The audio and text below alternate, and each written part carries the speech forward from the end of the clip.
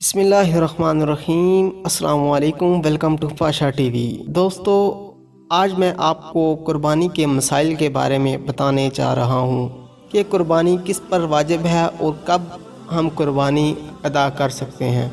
امید ہے کہ آپ کو میری یہ ویڈیو پسند آئے گی۔ نئے آنے والے دوستوں سے گزارش ہے کہ وہ میرے اس چینل کو لازمی سبسکرائب کریں اور ساتھ ہی بیل کے آئیکن پر کلک کریں۔ تو چلتے ہیں آج کی اپنی اس ویڈیو کی طرف۔ قربانی کس پر واجب ہے؟ جس شخص پر زکوٰۃ فرض ہو، یا جس کے پاس 52.5 تولہ چاندی یا اس کی قیمت ہو، یا اتنی قیمت کا مال تجارت ہو، یا فاضل سامان پڑا ہو، اس پر قربانی اور صدقہ فطرانہ واجب ہو جاتے ہیں۔ بہت سے لوگ سمجھتے ہیں کہ جس پر زکوٰۃ فرض نہیں اس پر قربانی بھی واجب نہیں۔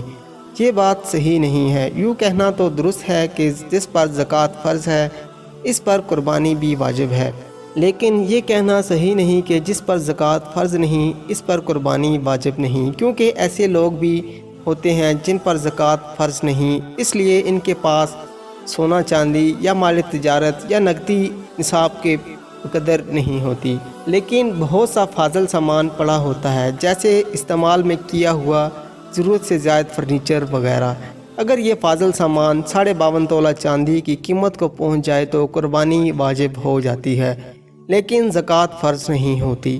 ایک فرق اور بھی ہے، وہ یہ کہ زکوٰۃ کا ادا کرنا اس وقت فرض ہوتا ہے جب نصاب پر چاند کے اعتبار سے 12 مہینے گزر جائیں، اور قربانی واجب ہونے کے لیے قربانی کی تاریخ آنے سے پہلے 24 گھنٹے گزرنا بھی ضروری نہیں ہے۔ مثلاً اگر کسی کے پاس بقر عید کی 9ویں تاریخ کو عصر کے وقت ایسا مال آیا جس کے ہونے سے قربانی واجب ہوتی ہے، اور 10 تاریخ میں بھی اس کے پاس موجود رہا، تو اس پر کل کو قربانی واجب ہو جائے گی، اور گھر کے ہر شخص کی ملکیت علیحدہ دیکھی جائے گی۔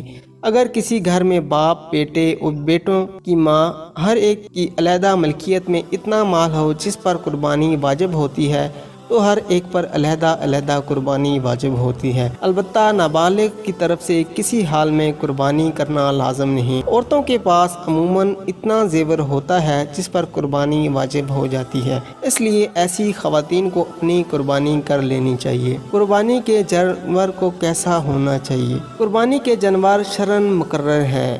گائے، بیل، بھینس، بھینسا، اونٹ، اونٹنی، بکرا، بکری، بھیڑ، بھیڑا، دمبا، دمبی کی قربانی ہو سکتی ہے۔ اس کے علاوہ کسی جانور کی قربانی درست نہیں، اگرچہ کتنا زیادہ قیمتی اور کھانے میں جس قدر بھی مرغوب ہو، لہٰذا ہرن کی قربانی نہیں ہو سکتی۔ اسی طرح دوسرے حلال جنگلی جانور قربانی میں ذبح نہیں کیے جا سکتے۔ اس میں ایک مسئلہ بیان کیا جاتا ہے۔ گائے، بیل، بھینس، بھینسا، اونٹ، اونٹنی میں 7 حصے ہو سکتے ہیں، یعنی ان میں سے ایک جانور سے 7 قربانیاں ہو سکتی ہیں۔ خواہ ایک ہی آدمی ایک گائے لے کر اپنے گھر کے آدمیوں کے وکیل بنانے سے ان کا وکیل بن کر 7 حصے تجویز کر کے ذبح کر دے، یا مختلف گھروں کے ایک یا دو حصے لے کر 7 پورے کر لیں، مگر شرط یہ ہے کہ جتنے شریک ہوں ہر ایک کی نیت قربانی کی ہو، یا کسی نے عقیقہ کے لیے 1-2 حصے لے لیے ہوں۔ چونکہ عقیقہ بھی اللہ ہی کے لیے خون بہایا جاتا ہے، اس لیے عقیقہ کا حصہ قربانی کے جانور میں لیا جا سکتا ہے۔ جتنے لوگوں نے قربانی کے جانور میں شرکت کی، اگر ان میں سے کسی ایک آدمی کی نیت بھی اس گوشت کی تجارت کرنے یا محض گوشت کھانے کی ہو تو قربانی ادا نہ ہوگی۔ اور اگر بھینس، گائے، اونٹ میں 7 حصوں سے کم حصے کر لیے، مثلاً 6 حصے کر کے 6 آدمیوں نے ایک حصہ لے لیا، یا 5 آدمیوں نے 5 حصے کر کے ایک حصہ لے لیا، تب بھی قربانی درست ہو جائے گی، بشرطے کہ کسی کا حصہ 7ویں حصے سے کم نہ ہو۔ اور اگر 8 حصے بنا لیے اور 8 قربانی والے شریک ہو گئے تو کسی کی بھی قربانی درست نہ ہوگی۔ اب ایک اور مسئلہ یہ بھی ہے، چھوٹے جانور یعنی بکرا، بکری وغیرہ میں شرکت نہیں ہو سکتی۔ ایک شخص کی جانب سے ایک ہی جانور ہو سکتا ہے۔ قربانی کے جانور کی عمریں کتنی ہونی چاہیے؟ گائے، بیل، بھینس، بھینسا کی عمر کم از کم 2 سال، اور اونٹ، اونٹنی کی عمر کم از کم 5 سال، اور باقی جانوروں کی عمر کم از کم 1 سال ہونا ضروری ہے۔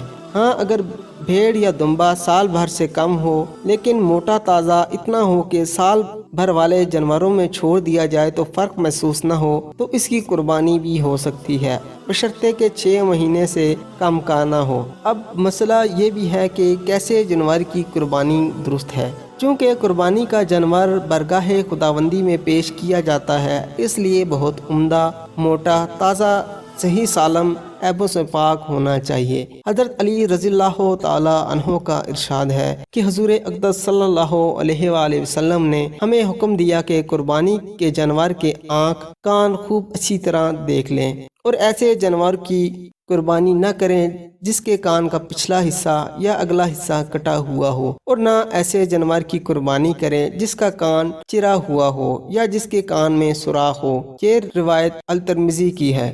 एक और जगह हज़रत बरा बिन आज़िब रज़ियल्लाहु अन्हु का बयान है कि हुज़ूर अक़दस सल्लल्लाहु अलैहि वसल्लम से पूछा गया कि कुर्बानी में कैसे जानवरों से परहेज़ किया जाए। आप सल्लल्लाहु अलैहि वसल्लम ने हाथ का इशारा करते हुए इरशाद फरमाया कि ख़ुसूसियत के साथ 4 तरह के जानवरों से परहेज़ करो। नंबर 1, अल-अर्जा अल-बय्यना ज़लहुहा, यानी वो लंगड़ा जानवर जिसका लंगड़ापन ज़ाहिर हो। नंबर 2, अल-औरा अल-बय्यनु औरुहा, यानी वो काना जानवर जिसका कानापन ज़ाहिर हो। नंबर 3, वल मरीज़तुल बय्यनु मर्ज़ुहा, यानी ऐसा बीमार जानवर जिसका मर्ज ज़ाहिर हो। नंबर 4, वल अजफा उल्लती ला तुनकी, यानी ऐसा दुबला मरियल जानवर जिसकी हड्डियों में मेंग यानी गोदा ना हो। हज़रात फ़ुक़राए कराम ने इन अहादीस की तफसीर व तशरीह करते हुए तहरीर फरमाया है कि जो जानवर बिल्कुल अंधा हो या बिल्कुल काना हो या एक आँख की तिहाई रोशनी या इससे ज्यादा रोशनी जाती रही हो,